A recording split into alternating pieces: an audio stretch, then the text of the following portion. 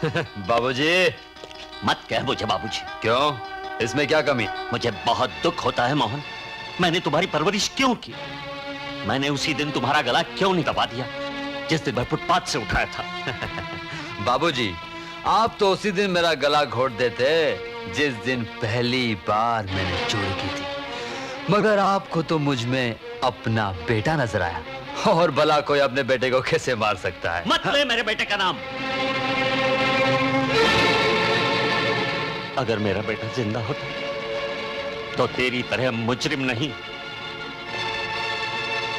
एक नेक और ईमानदार नौजवान होता, और उसे बेटा कहने में मुझे फक्र होता। हटाओ बाबा, हटाओ उसे। वो साला कहीं मरखप गया होगा कचरे में। मोहन, मत निकाल मुंह से ऐसे शब्द। मेरा बेटा जरूर जिंदा होगा और अपनी मां के साथ होगा।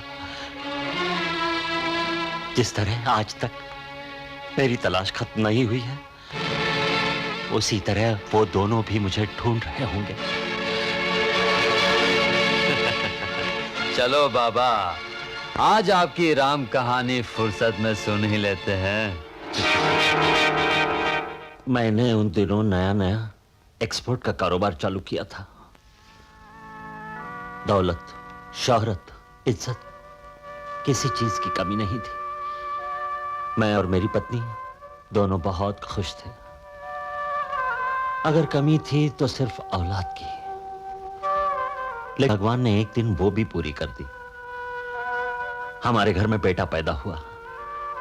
हमने उसका नाम दीपक प्रकाश रखा, लेकिन प्यार से हम उसे प्रकाश कहते थे। प्रकाश। मेरे एक दोस्त लाला जगत बिहारी के घर में कोई औलाद नहीं थी। 3 साल बाद जब उसे मिलने मैं उसके घर गया तो पता चला उसके घर में चांद सी बेटी ने जन्म लिया है। यार बोल। भगवान ने लक्ष्मी की गोद तो भर दी, लेकिन मेरी तमन्ना का दामन खाली रहा। तू क्या बोल रहा है? मैं समझा नहीं। यार मैं चाहता था मेरे यहाँ लड़का हो, लेकिन हुई लड़की। अरे तो इसमें परेशानी की क्या बात है? तुम्हारी मुराद तो अब भी पूरी हो सकती है। वो कैसे? पहले तुम अपनी बेटी का मुंह दिखाओ, फिर बताऊंगा। वो तो सो रही है। लेकिन भाई साहब जी, आज आप दीपू को साथ नहीं लाए और सावित्री भाभी भी नजर नहीं आती। सावित्री अपने भाई के घर गई है और दीपक को भी साथ ले गई है। या वो तू मुराद पूरी करने वाली बात कर रहा था, वो क्या है? अरे बात एकदम साफ और आसान है। मगर वो है क्या यार? तुझे लड़का चाहिए था ना? हाँ। और मुझे चाहिए थी लड़की। क्यों ना हम आपस में बच्चे बदल लें? क्या? मैं आपका मतलब समझ गई भाई साहब। आज से हमारी प्रिया आपकी हुई और आपका दीपक हमारा। हाँ, यानी कि हम समझी। और हमारी दोस्ती की डोर और भी पक्की हो गई। ज्योति, सांस की डोर टूट सकती है, लेकिन दोस्ती की डोर कभी नहीं टूटेगी। लीजिए मुंह मीठा कीजिए। खा खा खा, दोस्त का माल भी और समझी का भी है। उसके बाद मैं अपने कारोबार के सिलसिले में लंदन चला गया। लेकिन एक दिन लंदन पे यह खबर मिली कि मेरे गांव में एक जानलेवा बाढ़ आई और मेरा घर बार सब कुछ तबाह और बर्बाद हो गया। मेरी बीवी और बच्चे का कहीं पता नहीं चला। मैंने उन्हें ढूंढने की बहुत कोशिश की, लेकिन सब बेकार। इसी गम में मैं पागल हो गया, और पागल खाने से जब बाहर आया तो तू मुझे मिला। मुझे तुझ में मेरे बेटे की एक झलक नजर आई और मैं तुम्हें यहां ले आया। अच्छा बाबूजी, आप लाला जगत बिहारी को मिले तो होंगे?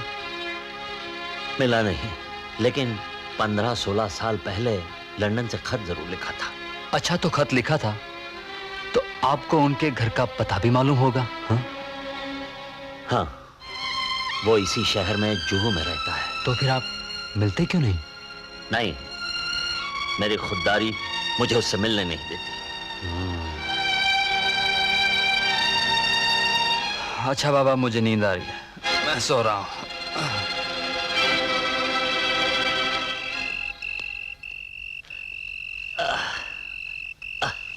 हे भगवान।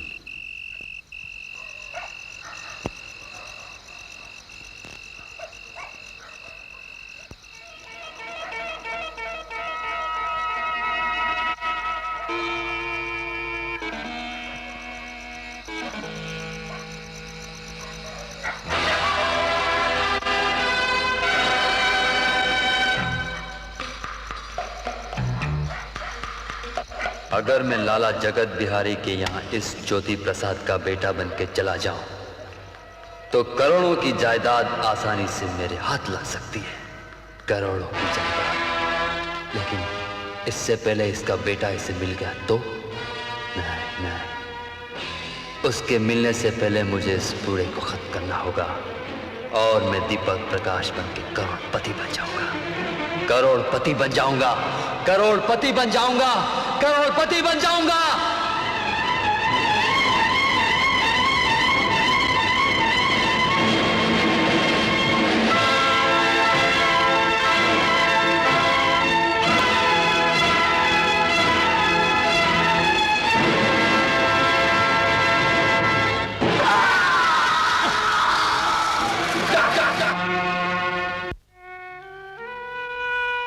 क्या हुआ?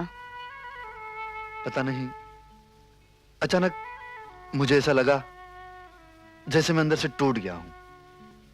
मेरा कुछ खो गया है। कैसी बहकी बहकी सी बातें कर रहे हो? नहीं प्रिया, मेरा दिल घबरा रहा है। मुझे माँ की याद आ रही है। माँ? तुमने तो अपनी माँ के बारे में कभी बताया ही नहीं। और कौन कौन है तुम्हारे घर में? माँ और पिताजी। पिताजी को देखे जमाना बीत चुका। ओह, अच्छा कब मिलाओगे अपनी माँ से? उनसे भी मिला दूंगा। लेकिन मुझे जल्दी है, वही तो बात करेंगे हमारी शादी की। अच्छा, तुम्हारे माता पिता हमारे प्यार में कभी भी दीवार नहीं बनेंगे। सच? सच। आ गया आ गया आ गया। कौन आ गया? तुम्हारा दामाद। आपका दिमाग तो ठिकाने पे है। बेटी की शादी नहीं हुई, दामाद कैसे आएगा? अरे उसका फोटो आ गया तो वो भी आ जाएगा। अरे ये तो बड़ा सजीला जवान है। हाँ। कौन है ये? तुम्हें याद है ना मेरा दोस्त ज्योति प्रसाद? हाँ हाँ। मैंने उससे उसका बेटा मांगा था ना। हाँ, अच्छे तरह से याद है। तब हमारी नई नई शादी हुई थी। अरे तो अब कौन सा पुराना हो गया है। मेरे कहने मतलब ये कि ये उसी का बेटा है प्रकाश। सऊदी अरब में कारोबार करता है, करोड़ोंपति हो गया है। अच्छा। हाँ। लेकिन बचपन का रिश्ता मंजूर होगा इसे? इसीलिए तो फोटो भेजा है और खुद भी कल की फ्लाइट से आ रहा है।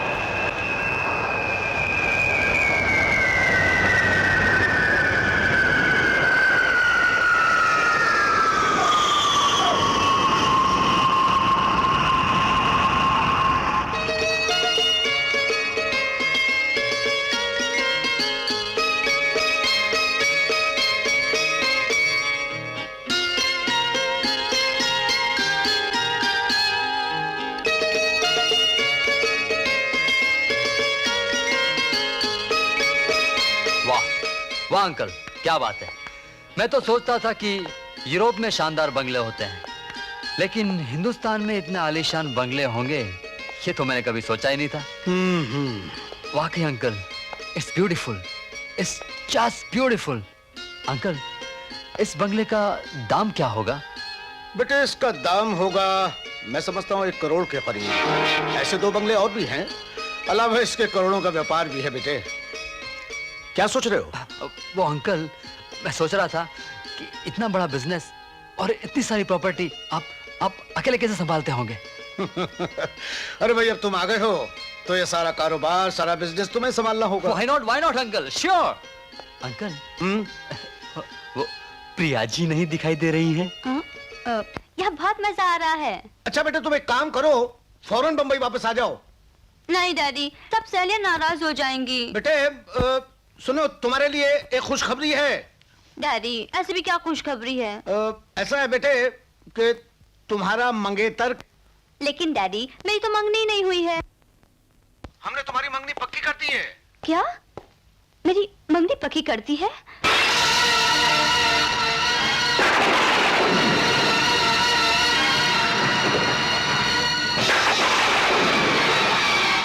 नहीं डैडी, ऐसा कभी नहीं हो सकता।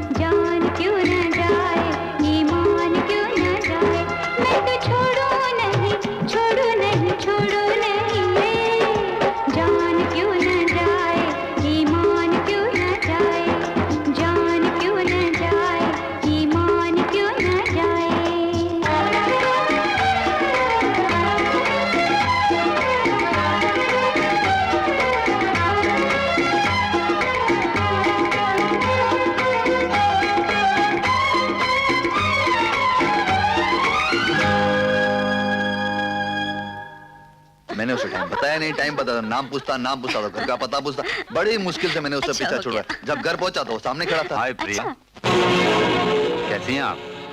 जी आपकी तारीफ। तारीफ तारीफ तो जितनी भी की जाए उतनी ही कम है। वैसे मैं वो हूँ जिसे आपका मंगेतर होने का शर्फ हासिल है। जी हाँ मेरा मंगेतर। हाँ।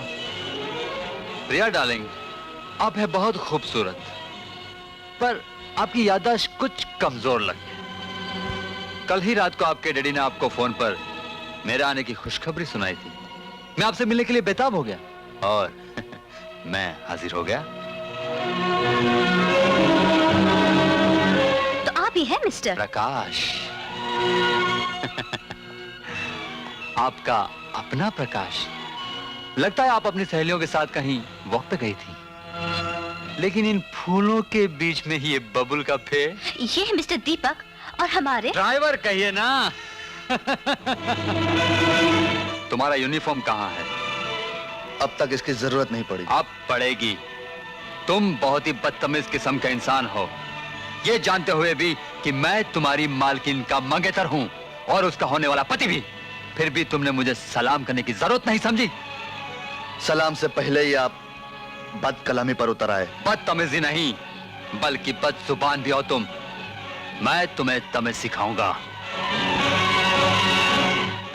प्रिया डार्लिंग, मेरे स्वीट में चलो। आपके स्वीट में? जी, लाला जी ने फोन पर ही स्वीट बुक करवा दिया था। ड्राइवर, सामान उठाओ। आप इनसे? आप इसकी तरफ क्यों देख रही हैं? कहीं ये चोर तो नहीं जो मेरा सामान उठा के भाग जाए? भरोसे वाला आदमी तो है ना, लेकिन शक्ल से तो उठाई गिरा ही लगता है। प्रकाश बाबू, मेरे सब्र का पैमाना छलक रहा है।